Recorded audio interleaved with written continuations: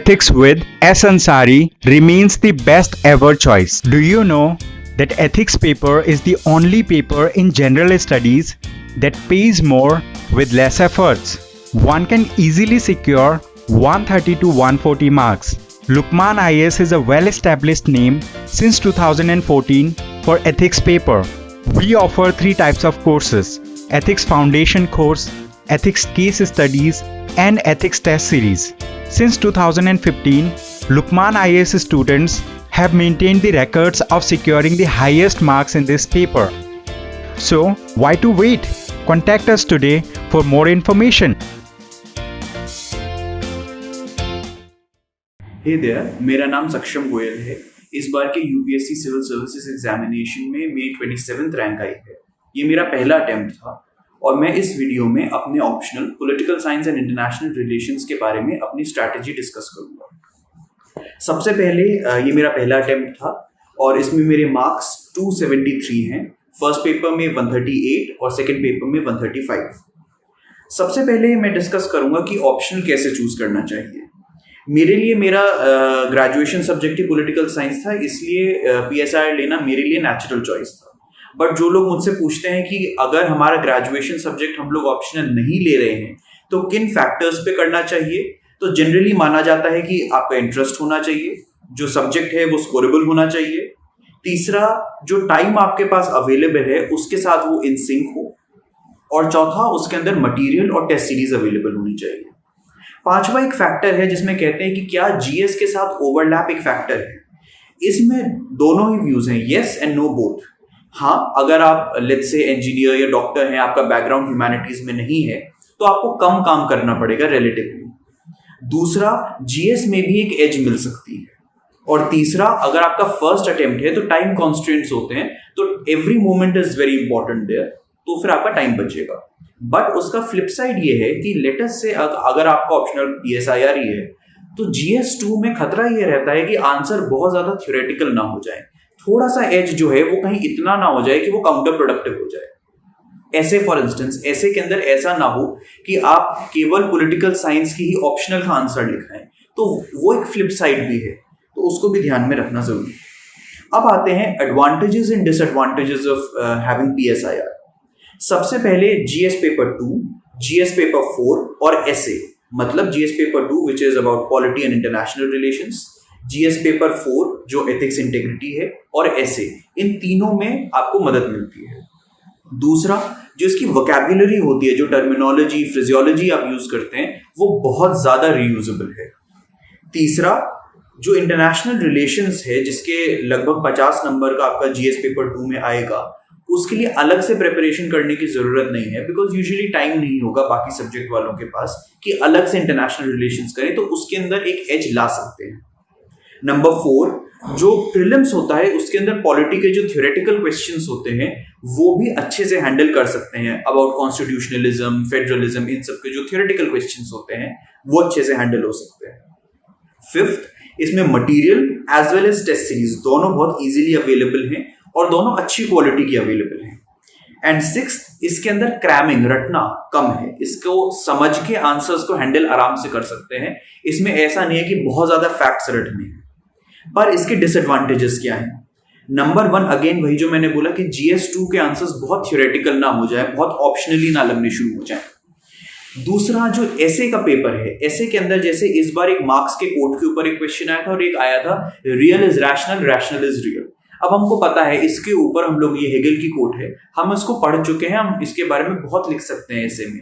पर प्रॉब्लम मेरे ख्याल से क्या रही होगी, जिन लोगों ने पीएसआईआर के लोग होंगे जिन्होंने ये वाला टॉपिक लिया होगा, उन्होंने बहुत ही पॉलिटिकल साइंस वाला आंसर लिखा होगा, जबकि इसके अंदर हमें जनरलिस्ट की अप्रोच चाहिए। तो ये एक फ्लिप साइड है कि अपने ऑप्शनल को इस तरीके से इस्तेमाल करना है, उसी कंटेंट को इस तरह से इस्तेमाल करना है कि वो ऑप्शनली ना लगे। उसके बाद मुझे लोग बताते हैं कि एक और डिसएडवांटेज ये है कि इसका सिलेबस बहुत ह्यूज है, बट मुझे वो इसलिए नहीं लगा क्योंकि मैंने ग्रेजुएशन में सिलेबस खत्म कर लिया था। तो इसको भी आप ध्यान में रखें जब आप चूज कर रहे हैं। अब पीएसआईआर मेरा ग्रेजुएशन में था, जो लोग पीएसआईआर ग्रेजुएशन के हैं उनके लिए अब मैं बोल रहा हूँ कि उसके क्या एडवांटेजेस और डिसएडवांटेजेस होते हैं। सबसे पहले एडवांटेजेस, जो सिलेबस है उसके साथ you are really really familiar. जो क्लासेस हैं उनकी ज़रूरत नहीं होती, मैंने भी क्लासेस नहीं ली, मैंने शुभ्रा रंजन मैम के नोट्स और मॉक टेस्ट लिए थे, तो वहाँ पर आपका टाइम सेव हो जाता है। जो वोकैब्युलरी है उसके साथ you are really really familiar, और जो टर्म्स होते हैं उनके कॉनोटेशंस क्या हैं वो सब पता होते हैं ग्रेजुएशन के टाइम से ही। एक ये फायदा है। दूसरा, बिकॉज ये जनरली ह्यूमैनिटीज वालों के लिए है कि अगर आप ऑलरेडी ह्यूमैनिटीज के हैं तो आपकी स्पीड ऑफ हैंड राइटिंग ज्यादातर चांसेस है कि अच्छी ही होगी, तो फिर इस पेपर में बहुत फायदा मिलेगा। तीसरा, you know more than the syllabus. Syllabus सीमित है पर उसके बाहर की भी चीजें ग्रेजुएशन में पढ़ रखी हैं, तो अगर कोई ऐसा आंसर है जो नहीं आता है या फिर उसके अंदर कुछ एक्स्ट्रा आप एज चाहते हैं तो वो इस्तेमाल भी थोड़ा बहुत हो जाता है। 2 और 5% आप इतना कर पाते हैं, ज्यादा फर्क नहीं पड़ता इसका। तो फिर जो कंक्लूजन है इसका वो ये है कि आप टाइम बचा देते हैं। डिसएडवांटेजेस क्या है इसमें? डिसएडवांटेजेस भी बहुत हैं, बिकॉज जो नॉन पॉल साइंस के कैंडिडेट्स होते हैं, जो जिनका बैकग्राउंड नहीं है पॉल साइंस में, यूजुअली वो लोग ज्यादा नंबर ले आते हैं, जो एकदम टॉप मार्क्स होते हैं यूजुअली वो लोग ले आते हैं। ऐसा क्यों है? बिकॉज हम लोग बहुत एकेडमिक आंसर्स लिख देते हैं जिसमें बहुत ज्यादा नुआंस आ जाता है। इस एग्जाम में वो स्टाइल भी बदलना है, वो स्ट्रक्चर बदलना है, नुआंस थोड़ी कम डालनी है, थोड़ा बॉयलर प्लेट सामान डालना है। वो चीजें कई बार as an academic ego hurt करती हैं, इसलिए हम नहीं करते हैं। ये चीजों से थोड़ा बचना है। दूसरा, आई अंडरस्टैंड ये 200 वर्ड्स का मजाक चल रहा है जिसके अंदर हम लोगों को प्रॉपर आंसर्स लिखने की आदत है, जिसके अंदर नुआंसेस डालते हैं। यहाँ पे बहुत वाइड क्वेश्चंस को 200 वर्ड के अंदर लिखना है। आई रिमेम्बर मेरे साल से पिछले साल एक क्वेश्चन था जिसके अंदर पूरी वेस्टर्न पॉलिटिकल थॉट को ट्रेस करना था विद इन 250 वर्ड्स। वो एक मजाक है, पर उसको भी अपने जो स्टाइल ऑफ राइटिंग है उसके अंदर एक्लिमेटाइज होना पड़ेगा और वो करना पड़ेगा। If you can do that then you can convert your background in pol science into an advantage, otherwise it's a big disadvantage. Now coming to the main part of this talk, which is my strategy. सबसे पहले मेरे sources, college time में मैंने कुछ notes बनाए थे जिसके बारे में मैं बताऊंगा। वो नोट्स और मेरी कुछ रीडिंग्स जो मैं जनरली पढ़ता था, let's say the idea of India Sunil Khilnani का, या फिर ब्यूरोक्रेट्स की बुक्स, पॉलिटिकल थ्योरिस्ट्स की बुक्स जो मैं जनरली पढ़ता था, वो सारी चीजें जब मैं अपने आंसर राइटिंग में आऊंगा बताऊंगा। बहुत मार्जिनली मैं लिखता था, तो अगर आपने ये नहीं करा है कोई फर्क नहीं पड़ता, बाकी सारे जितने भी टॉपर्स हैं वो सब इसे करे बिना ही मुझसे ज्यादा नंबर भी लाए। Secondly, which is the most important thing of course, is Shubhra Ranjan ma'am के नोट्स। तीसरा, शुभ्रा रंजन मैम के मॉक टेस्ट्स। और फिर इंटरनेशनल रिलेशंस। इंटरनेशनल रिलेशंस के सोर्सेज पे आने से पहले मैं एक चीज बोलूंगा। कई लोग अलग अलग बुक्स लेके बैठ जाते हैं और उनको पढ़ने बैठते हैं, उन्हें लगता है कि उससे उन्हें कोई एज मिल रही है। जब आंसर राइटिंग पे आएंगे पता चलेगा कि शुभ्रा रंजन मैम के नोट्स जो थे वो मोर देन इनफ थे। उससे ज्यादा कंटेंट आप आंसर में लिख ही नहीं पाएंगे। कोई पॉइंट नहीं है अपने सोर्सेज को मल्टीप्लाई करके टाइम वेस्ट करने का। अब आ रहा हूं मैं इंटरनेशनल रिलेशंस के जो करंट इश्यूज हैं उनके सोर्सेज के लिए। जो थ्योरेटिकल फ्रेमवर्क है वो तो शुभ्रा मैम के नोट्स में हो गया है। जो करंट इश्यूज हैं उनको कैसे कवर करें? एक तो एडिटोरियल पीसेस। जो इंडियन एक्सप्रेस है मैं उसको रेगुलरली फॉलो करता था, उसमें जो भी इंटरनेशनल रिलेशंस के अच्छे आर्टिकल्स आते थे उनके मैं अलग से नोट्स भी बनाता था। उन नोट्स को मैं ऑथर वाइज सेग्रीगेट करता था। दूसरा, कभी कभी महीने में 2-3 बार न्यूयॉर्क टाइम्स में पढ़ता था, उसमें अगर कोई अच्छा आर्टिकल दिख गया वो एक sort of an icing on the cake हो गया था। और हिंदू में ओकेजनली अगर कोई अच्छा एडिटोरियल पीस आ गया, महीने में 3-4 एडिटोरियल अगर अच्छे आ गए वो देख लिए और उनके भी ऑथर वाइज नोट्स बना लिए। एक ये। दूसरा, ORF ऑनलाइन के अंदर कुछ पर्टिकुलर ऑथर्स थे जिनके मैं अभी नाम बताऊंगा, उनको मैं रेगुलरली फॉलो करता था। अगर उनके अच्छे आर्टिकल्स आते थे, यूजुअली उनके अच्छे आर्टिकल्स, रेलेवेंट आर्टिकल्स आते थे, उनके भी मैं ऑथर वाइज नोट्स बनाता था। और तीसरा, मेरे प्रीलिम्स और मेंस के बीच में एक बुक आई थी, पॉलिटिक्स एंड जियोपॉलिटिक्स बाय हर्ष पंत, जो एडिटेड बाय हर्ष पंत। उसमें क्या था कि 10 चैप्टर्स थे जो हमारे 10 नेबर्स हैं उनके ऊपर बहुत छोटे छोटे आर्टिकल्स, 7-8 पेजेस के, जो वहां के फॉर्मर एम्बेसडर्स ने लिखे थे।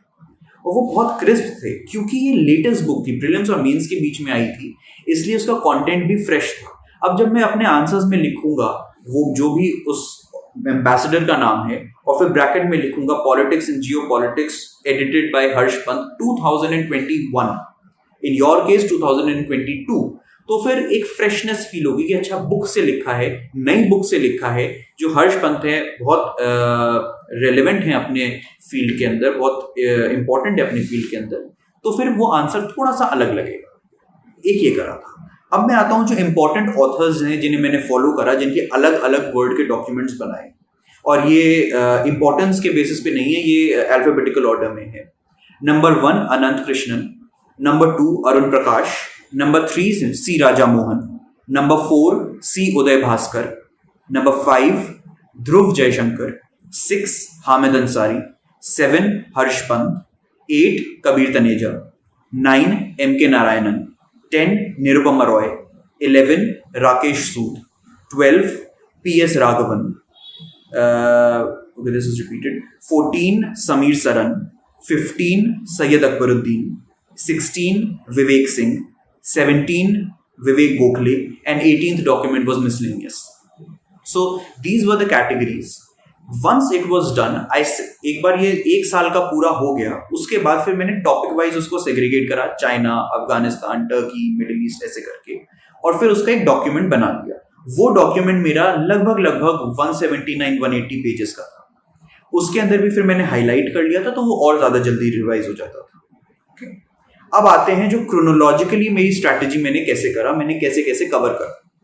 सबसे पहले कॉलेज टाइम में, कॉलेज में आने के 2017 में मैंने ज्वाइन करा था कॉलेज। उसके कुछ महीनों बाद ही मैंने शुभराजन मैम के नोट्स में ले आया था। हर सेमेस्टर क्या होता था कि लेट अस से इस सेमेस्टर पॉलिटिकल थ्योरी है, उसके अंदर पहले मैं शुभराजन मैम के नोट्स पढ़ता था, बेसिक समझ में आ गए। उसके बाद फिर ICW एक लाइब्रेरी है, Indian Council of World Affairs at Sapru House, government की लाइब्रेरी है, मिनिस्ट्री ऑफ एक्सटर्नल अफेयर्स के अंडर आती है, उसमें जाता था। हर सेमेस्टर 2 से 3 राउंड्स लगते थे। गया 3-4 घंटे, वहां कोई बुक नहीं पढ़ी, वहां पर केवल सारी बुक्स देखी। उन बुक्स में जो जो बुक्स रेलेवेंट थी मेरे लिए, उन सब में से जो भी रेलेवेंट चैप्टर्स थे उन्हें मार्क करके उनकी फोटोकॉपी करा दी। तो हर ट्रिप में 200-300 पेज हो जाते थे और 2 से 3 ट्रिप लगती थी, तो लगभग हर सेमेस्टर 600 से 900 पेजेस मेरे पास कंपाइल्ड एक रीडिंग बुकलेट टाइप की बन जाती थी। उनके मैं फिर नोट्स बनाता था। अगर ज्यादा बल्कि हो गए तो और क्रिस्प नोट्स, उन्हीं नोट्स के और क्रिस्प नोट्स बनाता था। हर सेमेस्टर लगभग 25-30, कभी कभी 50 पेजेस तक मेरे नोट्स बन जाते थे। इनमें से खास बात यह है कि लगभग 75-80% नोट्स यूपीएससी के लिए रेलेवेंट नहीं थे, वो प्रॉपर एकेडमिक नोट्स थे।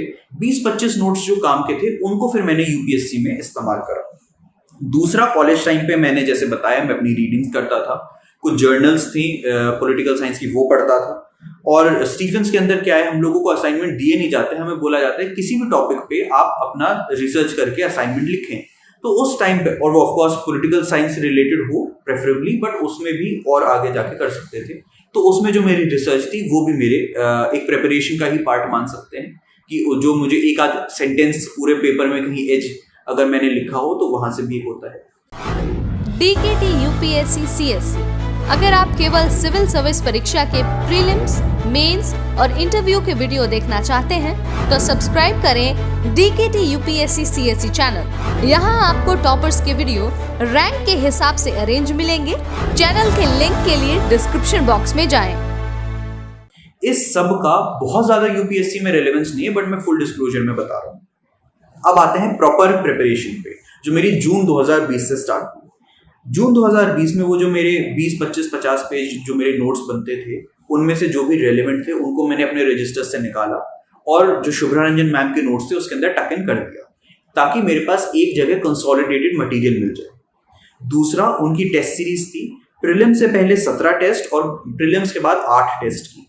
जो पहले 17 टेस्ट थे उनमें से 10 टेस्ट मैंने जून और दिसंबर 2020 के बीच में दिए, जिनके अंदर ज्यादातरों में मेरे अच्छे या बहुत अच्छे मार्क्स थे, कुछ में खराब मार्क्स भी थे, क्योंकि उसके अंदर मैंने अपने आंसर राइटिंग स्टाइल चेंज करने की कोशिश करी।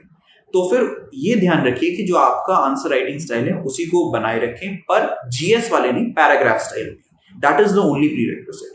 दूसरी चीज, हर चीज जो ये मैम ने भी अपने एक जो एक्सप्लेनेटरी वीडियो है उसमें कहा था, हर कमेंट, हर फीडबैक जो मिलता है उसे लेने की जरूरत नहीं है। अगर आप उस फीडबैक को अकोमोडेट कर पाते हैं अपने स्टाइल में तो ही लें, otherwise be confident. This entire exam is about being confident. अगर आप कॉन्फिडेंट नहीं है, नहीं होगा। अगर आप कॉन्फिडेंट हैं, बेसिक प्रिपरेशन करिए, हो जाएगा।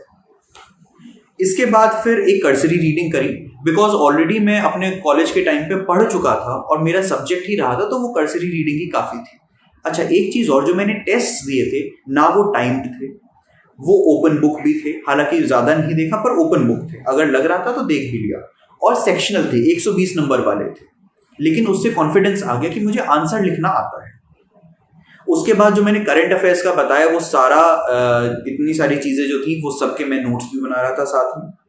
एक सजेशन मैं दूंगा कि सिलेबस दिसंबर तक खत्म हो जाना चाहिए। लेट अस से योर प्रीलिम्स इज मई या जून में, तो फिर दिसंबर तक ऑप्शनल का सिलेबस खत्म हो जाना चाहिए और कुछ मॉक टेस्ट लगा देने चाहिए। ये थोड़ा मुश्किल होगा, लेकिन ऐसा करने से क्या होगा कि बाद में बहुत टाइम सेव हो जाएगा। प्रीलिम्स में भी टाइम सेव होगा और प्रीलिम्स के बाद बहुत कम टाइम मिलता है, उसके अंदर भी टाइम बहुत ज्यादा। यू विल फील कि ये पहले खत्म कर लिया, ये बहुत इंपॉर्टेंट था। अब आते हैं जनवरी 2021 से अक्टूबर 2021 में। इसमें मैंने बहुत बड़ा रिस्क लिया। इसके अंदर मैंने कोई भी मॉक टेस्ट नहीं लिए, इसके अंदर मैंने ना ही रिविजन करा इसके अंदर, लेकिन जो वही करंट अफेयर्स, इंटरनेशनल रिलेशंस वाले इश्यूज थे, उन सब के मैं नोट्स साथ साथ बनाता रहा। That was all that I did. ये रिस्क मैं इसलिए ले पाया क्योंकि अगेन मेरा ग्रेजुएशन सब्जेक्ट था। बट अगर ग्रेजुएशन सब्जेक्ट है तो भी आई वुड सजेस्ट हाइंडसाइट के अंदर कि हर महीने में 1-2 टेस्ट दे देने चाहिए, ताकि उस प्रोसेस में ऐसा ना लगे कि कुछ पीछे छूट गया है। बाद में प्रीलिम्स के बाद जब मैंने वापस इंटरनेशनल रिलेशंस पकड़ा तो फिर वो थोड़ा सा मुश्किल था, तो फिर हर महीने 1 टेस्ट दिया जा सकता है। अब आते हैं आफ्टर प्रीलिम्स। प्रीलिम्स क्लियर करने के बाद सबसे इंपॉर्टेंट चीज होती है टाइम।